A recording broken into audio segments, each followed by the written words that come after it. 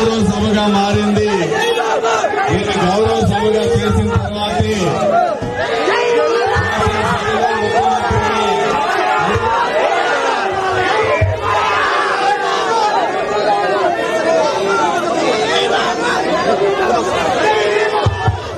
అడుగు పెడతానని ప్రతిజ్ఞ చేసి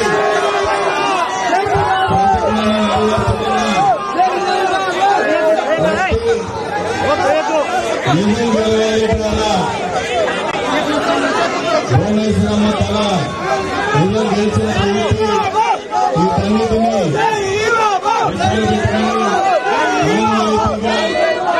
తెలుగుదేశం పార్టీ వ్యవస్థాపక అధ్యక్షులు గౌరవనీయులు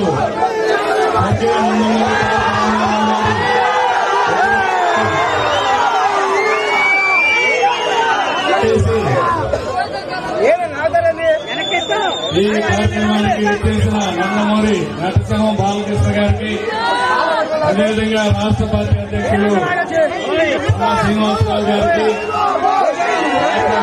మంత్రి అచ్చెన్నాయుడు గారికి అందరికీ స్వాగతం. మంత్రి గారు పాలనారాయణ స్వామి గారికి, సవితమ్మ గారికి, తెలుగు జనార్దన్ అందరికీ స్వాగతం తెలియజేస్తూ